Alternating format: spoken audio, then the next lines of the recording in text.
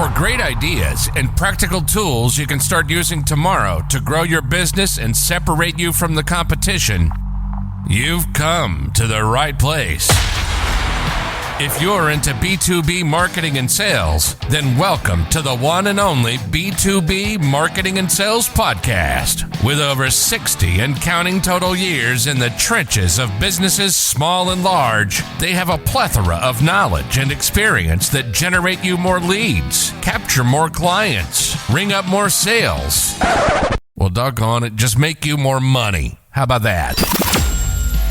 Always thought-provoking, yet dubiously entertaining. Please welcome to their respective microphones across 3 time zones, your co-ringmasters, the Dave Loomis, and not the rock star, Steve Miller. Hey everybody, this is Steve Miller, better known as Kelly's dad, marketing gunslinger, and not the rock star.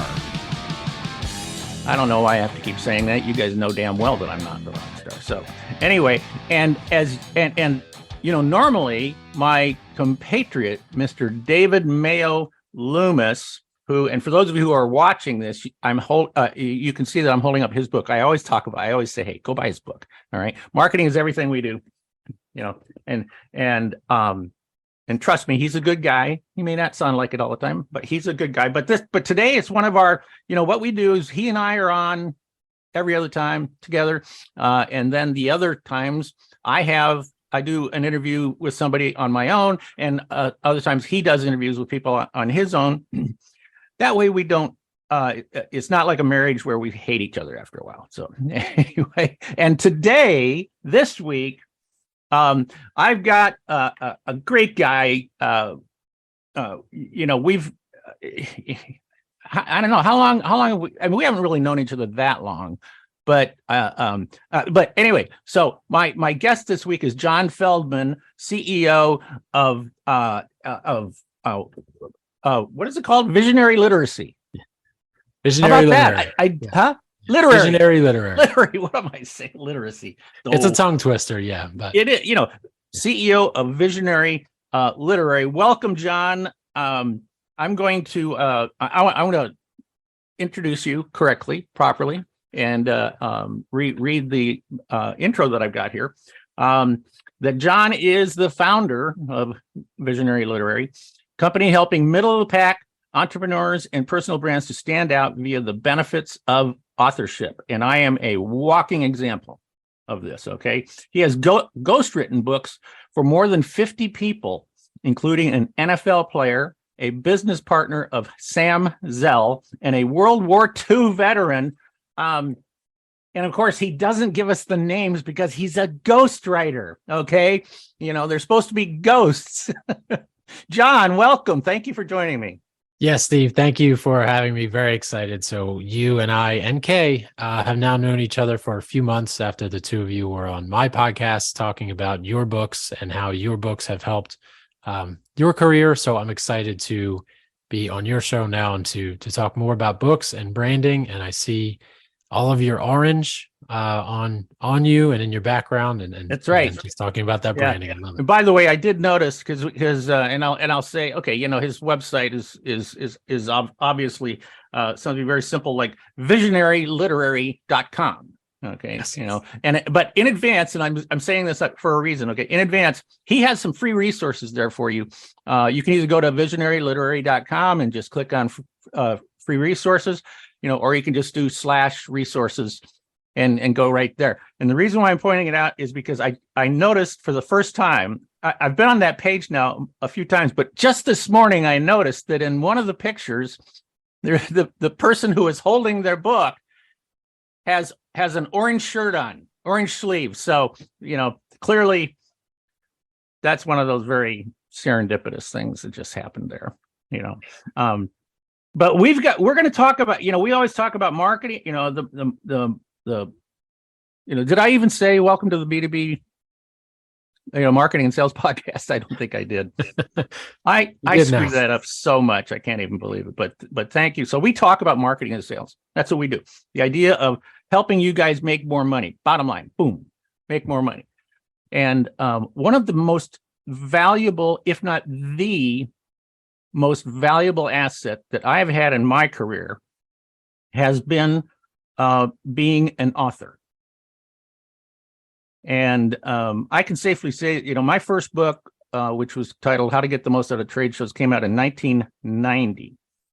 And while the royalties are not, I've made some okay royalties on that.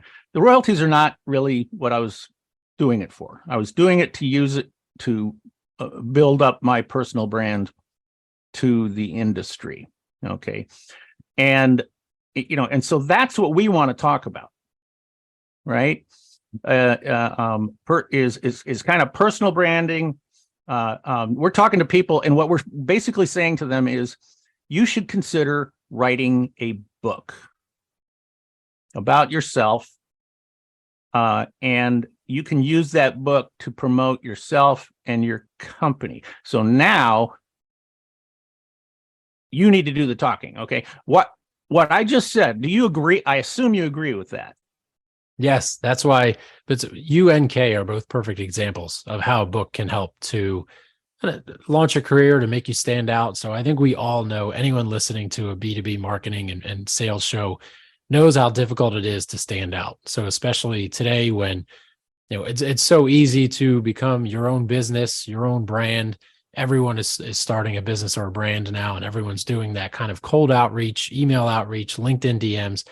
It's just so difficult to stand out, and it's tough to be authentic in such a short time and short window, I guess. Like between an email message, you can't share your whole background and story inside of an email because we don't have the attention spans for that. But just in a world where it is so, globalization helps businesses cross borders. It's more difficult. There's more competition than ever. And being authentic and standing out with a book, it works wonders, because one, by doing that, it shows your prospects that you're all in. So you have taken the time and the energy to put everything into a book, everything that and share it with the world. And then also it shows too that you actually know what you're talking about, because anyone can send an email or a LinkedIn DM. Not everyone can put their entire career or experience inside of a well-structured book that provides, not free insight, but discounted insight to a prospective client. You kind of started this out by saying that the purpose behind something like this is to help did you say credibility? Yeah. Credibility and separating you from the crowd, right? Yep. How does it do either of those or both of those? Just because there are so few people who would actually write a book, who actually have the knowledge and the expertise to put into a book.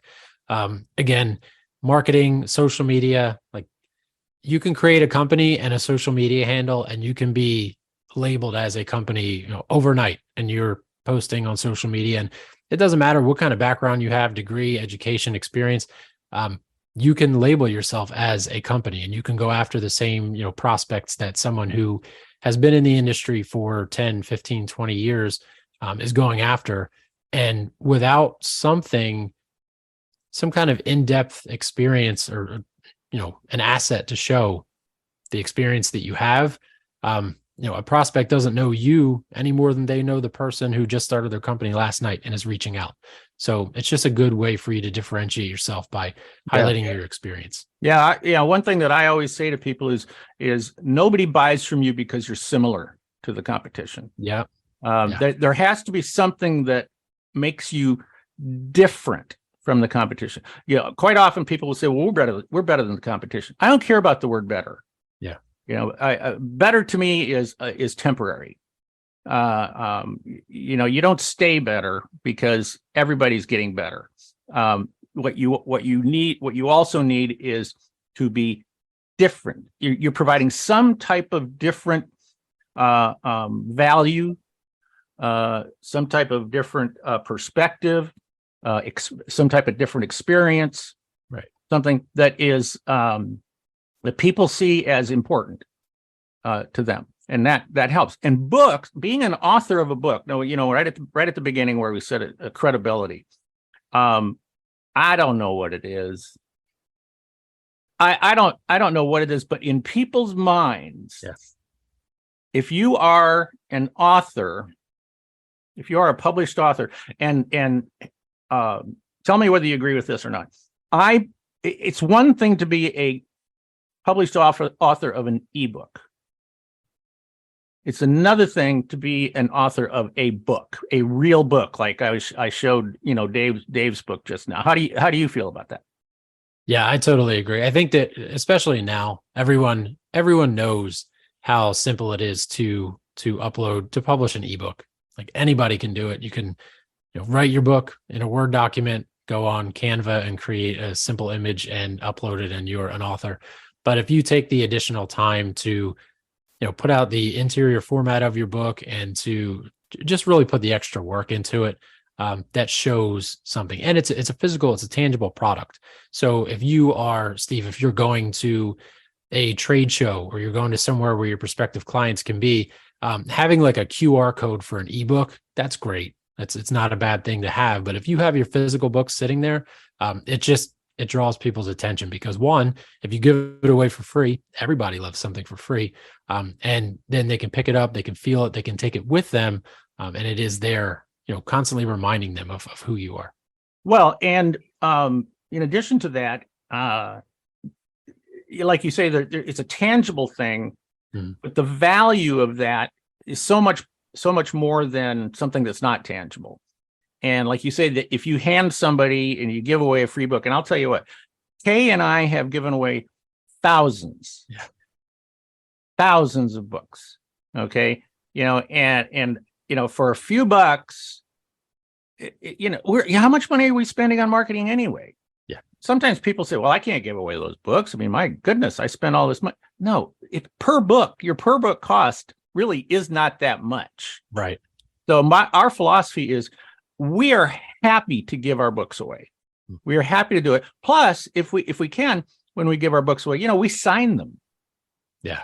And of course, I always say to people, oh, you got to make sure let me sign this for you because it makes it that much more valuable.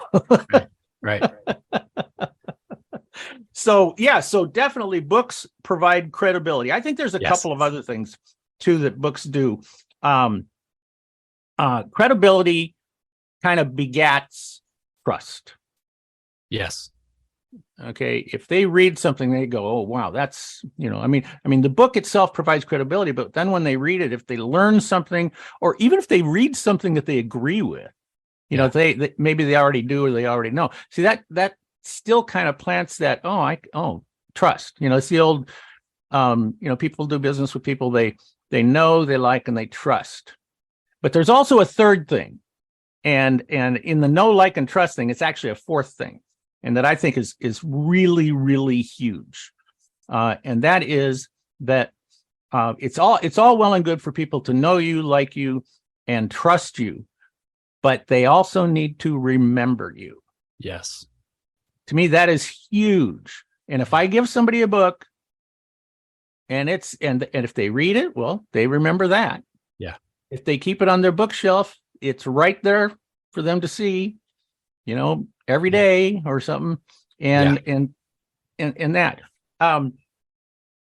But now there is another thing in marketing. I think I'll save that till later. But let's get to the gritty part of this, and that is, okay, we're talking about how cool it is to have a book, and I always laugh and I always say, you know what, everybody wants to be an author of a published book, but very few people want to write a book. It's similar to exercising and working out. Everybody wants to be fit, but they don't want to do the exercising. Or like even we writers, we're like, I forget who the quote is from, but it was like, I hate the act of writing, but I love having written. So I mean, it's like that with even I'm sure in sales too, going through the follow-ups, like that's got to be such a grueling process. But when you get the sale, you're like, it wasn't that bad. Like, so the process is like that. I've always said that anybody who likes to write books is a very sick person. Yeah.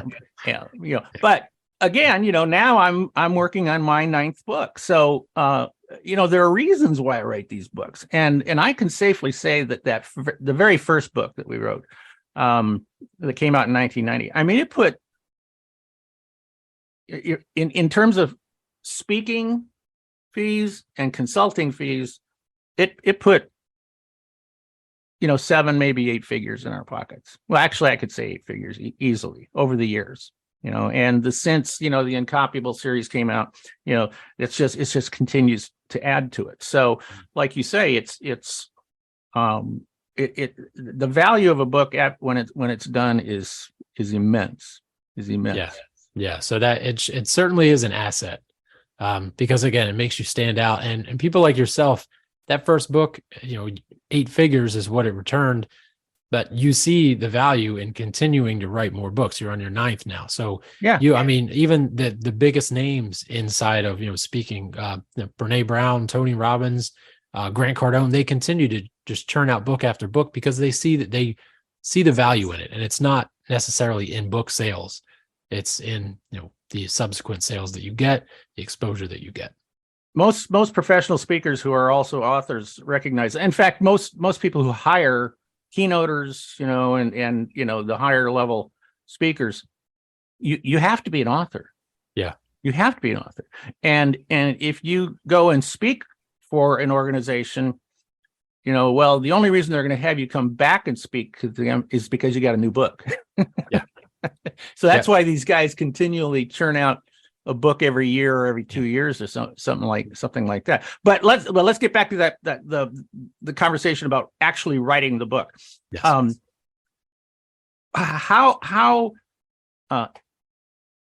So somebody says, yeah, okay, I get it, but I don't have time. Yeah. Well, what's your answer to that? So there are 2 things. I mean, traditionally, I've been doing this for 15 years. So as a ghostwriter, someone who, like yourself, another business person who is busy, they don't have the time, but they want the benefits of the book. They come to a company like ours and they say, hey, we want to use your ghostwriting team, your editing team, your publishing, marketing to get it out there. And that's what we've been doing. I've been doing for a while. And since 2021, we've been doing it Visionary Literary. But recently, we've really embraced AI. So the first draft of your book, and I think your previous guest, forgive me, but 1 second. Had to get a sip of water from my Spider-Man cup. Yeah. Oh, I like that. I have. Oh, it's upstairs. I have a Wonder Woman cup. Oh, you should have brought it with you. I know. Sorry, Steve. Hey, no worries. I'll take this part out. I don't normally edit out, but this is no problem. Take your time. You sure you don't want to leave that in there? Well, I can leave. I usually don't edit these things. No. So, well, my apologies then. Okay, so where were we? You're fine. I don't know. AI. So yeah, recently. What were we talking about? We were talking about. I just started talking about how our visionary process is, and then how we begin to embrace AI. Yes, that's right. And you started to talk about our previous guest. Yes. So in your previous episode that I listened to, so AI, we are getting really big into AI. We're trying to embrace it in a world where writers are kind of balking at it. They're laughing at it. They're saying it's not really going to come into fruition. We think that there has to be a human component, right? So this is your book. It's kind of your business card. It's what people are going to read. And like you were saying, to build that trust. So you can't just have AI write your book, but you can have AI draft your book. Because as Ernest Hemingway says, the first draft of anything is shit. Forgive my language there. But the first draft, the first draft is going to be awful anyway. Yes. If you work with a ghostwriter, if you write on your own, it's going to be bad. So it's not good. AI to write your first draft and then edit from there. Yeah, absolutely. It's I've completely embraced that philosophy that whenever whether I'm writing an article, whether I'm anything that has to do with getting AI to write something for me, it's always going to be just the first draft, and then I take it and and I put my own personality into it, Yes. and rewrite it. But not only is the first draft shit, pardon my French too, but the first draft is hard to write. Yes. I don't care what anybody says. A blank sheet of paper is difficult. Now you might have a great outline and you might have great stories and stuff like that, but if you turn it over to AI, it instantly provides you something to go with. Yes. All right. And sometimes, the first draft that AI gives me, I don't really even like that. And I'll just say, start over. Yeah. That's the cool thing about AI is you can say, you know what, I didn't like that draft at all. Please start over and do it again. And then it comes up with something that's completely different. And I'll do that until I get one that I go, oh, okay, I can work with that. Yes. Right. Yeah. So it's just a time component. Like you were saying, that first draft is hard because you're taking time out of your day. And as you're writing, even though it's a first draft, you're still analyzing it. You're analyzing and you're saying, like, at some point, all writers, we hit a point in our books where we're like, this is awful. Why am I doing this? So AI gets that out of the way. It helps you write it. But even for those who are like, I refuse to use AI to write my book, you can still use it to help you structure the outline. Sure. To be a research assistant, even though, be careful there because there's some one of our authors who is writing a metaverse book calls it hallucinating. So AI hallucinating is when they create their own facts, their own information, and their own facts. They pull their own fake resources. So be careful. AI is still very much in experimental mode, but so AI can just help with so many different things. But I kind of a long-winded way of answering your question of actually writing the book is that yes, many people traditionally come to a ghostwriter, which many people still will do. But AI is there for those who kind of want to keep control over the process or just want to do a little bit of brainstorming back and forth. Get on ChatGPT or Google's Bard and just go back and forth with the chatbot. Hey, I have this book idea. What's a good structure for it? Just to give you some just treat it like a conversation that you're having with a new employee or something. And if the first stuff that they deliver to you isn't quite up to par, just say you can do better. And AI will have, you can't hurt its feelings. That's right. Yes. You can't hurt its feelings. So, okay. So we kind of talked about some of how to use AI and why this is difficult and stuff. What is kind of the process that somebody would go through? Like, where do they start? What are the steps in the journey? Let's just say of getting, of what needs to be done, whether they do it themselves or they do it with somebody like you guys.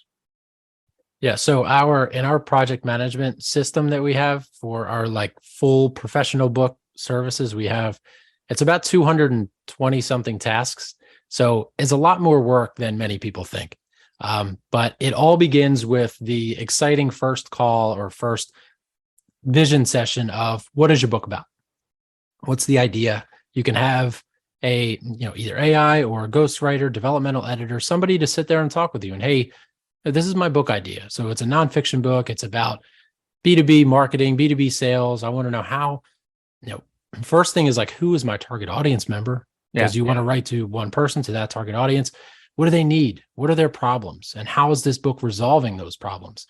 Those are important first questions to ask. Once you have the answers to those questions, you can really start to structure your content. Okay, so what does my target reader, what do they need out of this book? What do they absolutely, when they pick up this book and they read this title, what are they searching for? So once you have that information, you can start, just in bullet format, put out the main points that you want to talk about. And then you just build from there. You create an outline like we all did in grade school or in college, a little outline that the Microsoft Word has, and just kind of go through. Take a few days Go through it, a few hours a day, just pop in every now and then, but go somewhere where you're fresh. Go for a drive, go for a walk where you can really clearly think and then start to put together those ideas. And then from there, it is, if you come to a ghostwriter who can take those ideas, turn it into an actual book. And then we go through the editing process. So for us, we actually have 5 different rounds of editing because, as we've already said, the first round, the first draft is shit.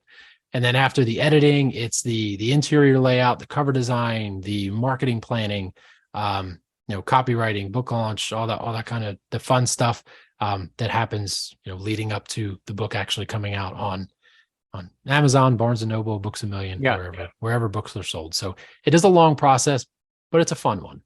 What would you say is the kind of the window of how long that this typically takes? So for us, we aim for 8 to 10 months. If we're working on a traditional project with humans and not using the AI component just yet, 8 to 10 months is ideal. Luckily, we kind of have a process where traditionally it would be a lot of, I don't know, like 20 to 30 hours of Zoom calls like this during business hours. That we really started this company to try to eliminate that, because as we were saying, like, time for people who are writing nonfiction books, you're out there, you're trying to expand your business, you're trying to improve your brand. You don't have 20 hours during business hours on weekdays to just sit and chit chat about your book. So we create a process that allows you to kind of give that content to the ghostwriter on your own time. And, if you're a 5 a.m., get on the treadmill working out, or if you like to, lay in bed and relax at night at 11, you can submit your information that way. And you talked about like a topic. You were saying maybe somebody's talking about B2B marketing or something like that. Now, with my clients, I've often thought about what would they write about if they were to do a book, and a number of them, I think it's more like how they did it, how they built their business, or what they've learned over 40 years of running a small B2B company. And of course, when we say small B2B companies, and in US government parlance, that's like a $5 to $50 million a year company is considered to be a small business. And I think that there are a lot of people out there that have tremendous knowledge, and experience in their heads that can and probably should be shared. How often do you hear about you'll attend a conference and they might have a panel discussion, and it's 4 elders of the industry who are up there answering questions based on their own experience, and people love that stuff. Yes, they love that stuff. So those types of topics, I think, are really, really much more valuable than people might think. They might go, "Oh, nobody wants to hear, my story." Yeah. Well, you just said it there. That's the imposter syndrome, where you're like, no one cares about me. But I say this all the time to everyone I talk to, whether they're interested in a book or not. I'm like, because that's such a common objection to, hey, do you want to write a book? Is that nobody cares about me? No one even knows who I am. I'm just running my small business over here. Just I'll kind of stay in my own lane. But even if you don't need to be in business for 20 or 30 years, if you've been in business for 5 years and you've learned in years 0 through 2 or 3 so many different things that you're like, my goodness, I could have saved myself so much time if I would have known X, Y, and Z. Right. Write that book and write it for the audience, the aspiring entrepreneur who's just getting started. Like that, the things that could help them so much to save time and aggravation and money. Yeah. And also, going back to when you said at the beginning, like you say, figure out who your target market is. And, we call them, the moose. Yeah. You're hunting moose in the forest. What do the more you know about the moose, the better. And if you can identify what the moose's problems, challenges, obstacles, things like that they face, that you have faced, right? You could talk about those. It's real interesting. There's a lawyer here in Seattle And I think basically he's like a personal injury lawyer or something like that. And his number one marketing tool, I mean, he does TV and radio, but his objective in there is he talks about a specific problem that people might face. All right. So like, for example, I was watching one of his commercials recently, and he talked about a woman who was crossing a street in a crosswalk with the walk sign, right? And she got hit by a delivery truck who came around the corner, didn't stop, and hit her. Okay. He has a book for that. Wow. He said, if you ever have this situation, I have a book for you. The guy's got like 30 or 40 different books for different types of personal injury situations. Wow. And or automotive, and then he has some books where he just says, he'll say, hey, look, you want to be prepared for if you are in an auto accident, get this book, and it will get you ready so that if you do get into an accident, you'll know what to do when you're there. And all his books are free. Yeah. So, well, it's also important that he gives them away because they're free. They're business cards. They make him stand out. Yep. But at the same time, for so many of us so he probably has, if he's a personal injury lawyer, he and his team hear the same thing every time people come in, and they probably have to repeat themselves so often. Like, okay, these are the steps we're going to go through. This is what we're going to do.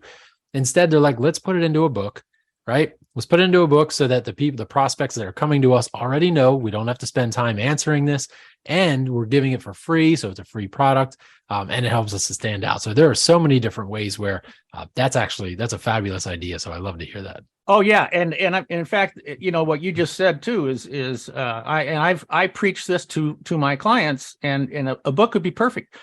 Frequently asked questions. Yeah. If they say they've got 10 frequently asked questions, that's 10 chapters. Yep. That's what it is. It's 10 chapters. Yeah. And you can repurpose it in all kinds of different ways. Yes. Right. I've encouraged our clients, instead of just having a one-page frequently asked questions, each of the frequently asked questions, the answer is a video done by one of the employees of your company. Yeah. Or even better, if you could get a customer to do a video of one of your frequently asked questions, who says, well, I had this question and here's what I learned, or I had this challenge and here's what and here's how they handled it. So, you can repurpose these things all over the place, and then you compile it into a book that you say to people, and you just give it away to everybody. Yeah. I like that. It's the best marketing tool. Yeah. And when you're talking about repurposing too, especially we're talking about marketing, oh my goodness, if you spend time just putting everything into a book, and then you give that book to your marketing team, they have so much ammunition to work with when it comes to repurposing that. Unbelievable. Now, let me give everybody a great tip about when you do have a book. Okay. Now, but let me ask this question first. How long does a book need to be? It doesn't need to be that long. So even if you have a physical book, you probably don't want a hardcover if you only have like 100 or 120 pages. But if you have a 5x8 paperback book and it's 120 pages or something like that, and there are ways also where, like, if the word count is only at 10,000 or 15,000, if it's a short book, you can format the interior of the book to have graphics or to spread out the wording to where it can reach 120 pages. And that's fine. And people love short books. So 120 pages, I think, is good if you're going to do that short starter book. If you're going to wait until, a little bit later in your career and you want to kind of share all of your wisdom, then you probably want to go a little bit longer, 220 to 250. Right. But most people think that the shorter book is not, like, I don't have enough information to write a book. But if you have 15,000 words that you can write down, it sounds like a lot, but it's really not once you start actually writing or dictating. But so that's, again, I took a long way around saying about 120 pages is good. Yeah. Actually we self-published a handful of books, and they were 96 pages. Yeah. And let me tell you, we sold house. Yeah, it gets the point across. It's a we targeted sold book. thousands of those books. We made more money off our self-published books than we did off the royalties of the rest of our books. It was great. Yeah. So they don't have to be super long, right? But a nifty little, I don't want to say trick, but a marketing tip that I learned years ago was that when I would, if I send somebody, a copy of my book, right, and I sign it for them and stuff like that, I always send 2 more.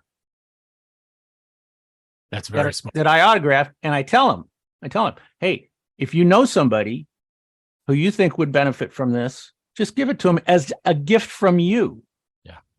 Just say, hey, I read this book, and I met this guy or something like that, and he gave me a couple extra copies. Here, have this copy. Yep. As my gift to you. So so now what you're doing is you've created a referral program. That it's everybody wins. Yeah. Everybody wins. I win because he's passing along, which is an endorsed referral, right? And he wins because he's giving a gift to his buddy, and his buddy wins because he gets this nice gift with good information and stuff like that. So it's a win-win-win all the way around. And that has generated us a lot of business over the years. Yeah. I bet one good thing to do also is, like, if you are in sales and you have your book written and you have prospects, especially if you're in high ticket, but if you have books and you sign the inside of it, and then if you just write, just get a little Post-it note and post it inside of a page of a chapter where it could be relevant to them. Just 1 or 2 or 3, and be like, hey, really thought of you in this reference page, something. Just some little thing to show that you're not just mass sending these out, to show that it's really personalized. That could be you could say, I think chapter 7. Yep. I think you would have high interest in chapter 7, or I think you would have high interest in what's on page 110 or something like that. Right. Yeah, absolutely. There's so many things that you can do. There really are with a book. Yeah. With a book. So okay, so let's do a little pitch here. Now, the first thing, to repeat that, your website, your website is Visionary Literacy. No, I'm kidding. That's a call. That in comedy, that's called a callback. All right. Visionaryliterary.com. Correct. All right. /resources. And he's got some great resources in there, including one that I gave him an idea. Actually, Kay and I gave him an idea about, and then he created, a course. And I'm going to get started on that today. I haven't had time before this, but because our kid has been visiting us, and and she's demanding time, and how dare she? From the parents, and but you can go there to get some free stuff. There also you can also call for you can also set up a consultation. All right, write directly with John, and you're hearing him here right now, or watching us, whichever way you're absorbing this. What else? How else would somebody, that sounds like that's kind of how to do it, right? First steps. Yeah, first steps are to go there. So the first free resource that we have is our full book that we have in PDF format, and it's everything. It's your book on your terms, how to write your book. So it's basically our entire process laid out that we work with clients. And if you want to write your book on your own, if you're still in that kind of hustle phase and you don't really have a budget, then it's your entire roadmap. The second resource, which you were saying, so on our podcast, I think we've interviewed about 50 some different authors, and you and Kay were the only ones to say pre-sell your book. And you harped on that so much, and it stuck with me. And I started doing research and figuring out, all right, this is great. Like how? Because again, there are many people who want to write a book, fiction and nonfiction, who have a very slim budget. if you can start selling your book before you write the first word, which is the title of the course, it really helps. So thank you both for that insight. And anybody who goes and takes that free course, you can thank Steve and Kay for that idea. Yeah, that's how we sold our self-published books. Yeah. Well, we pre-sold them in quantities and actually had the money in our pockets that paid for all the publishing costs and everything that we incurred. It was all ahead of time. So he's got a course on there. John's got a course on there for it. I can't wait to check that out. That's brilliant of him to take that thought and run with it. So we're going to wrap this up. Make sure you contact John. So